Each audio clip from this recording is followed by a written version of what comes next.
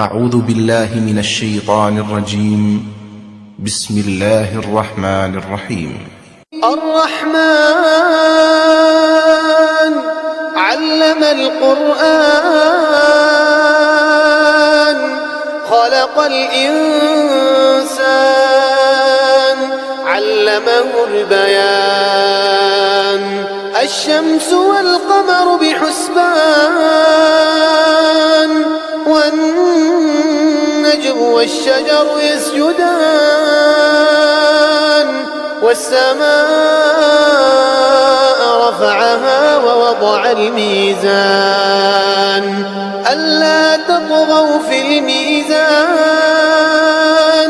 وأقيموا الوزن بالقسط ولا تخسروا الميزان والأرض وضعها للأنام فيها فاكهة والنخل ذات الأكمام والحب ذو العصف والريحان فبأي آلاء ربكما تكذبان خلق الإنسان من صلصال كالفخار وخلق الجن من مارج من نار فبأي آلاء ربكما تكذبان رب المشرقين ورب المغربين فبأي آلاء ربكما تكذبان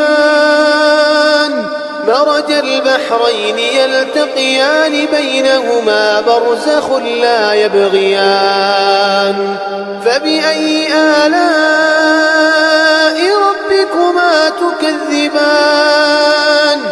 يخرج منهما اللؤلؤ والمرجان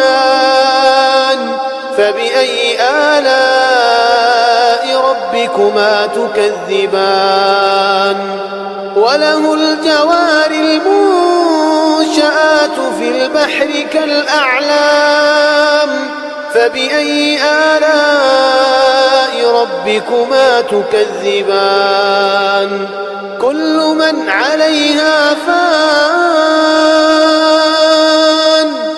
ويبقى وجه ربك ذو الجلال والإكرام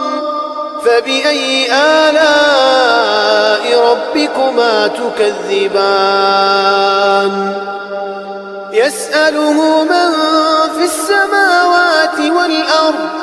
كل يوم هو في شأن فبأي آلاء ربكما تكذبان سنفرغ لكم أيها الثقلان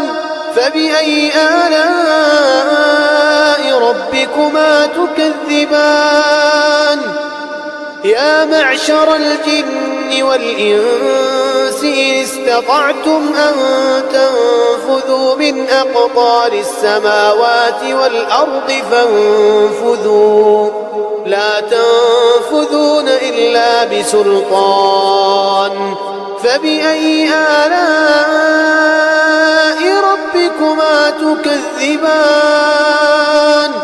يرسل عليكما شواظ من نار ونحاس فلا تنتصران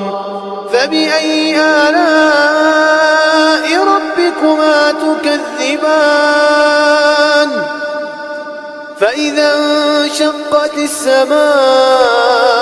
فكانت وردة كالدهان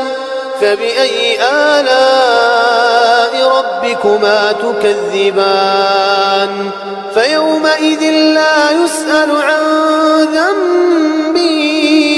إنس ولا جان فبأي آلاء ربكما تكذبان يعرف المجرمون بسيماهم يعرف المجرمون بسيماهم فيؤخذ بالنواصي والأقدام فبأي آلاء ربكما تكذبان هذه جهنم التي يكذب بها المجرمون يطوفون بينها وبين حميم آن فبأي آلاء ربكما تكذبان ولمن خاف مقام ربه جنتان فبأي آلاء ربكما تكذبان ذواتا أفنان فبأي آلاء ربكما تكذبان فيهما عينان تجريان فبأي آلاء ربكما تكذبان فيهما من كل فاكهة زوجان فبأي آلاء ربكما تكذبان متكئين على فرش بطائنها من استبرق وجنى الجنتين دان فبأي آلاء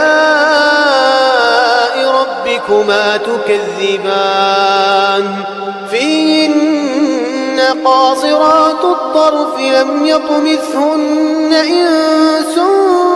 قبلهم ولا جان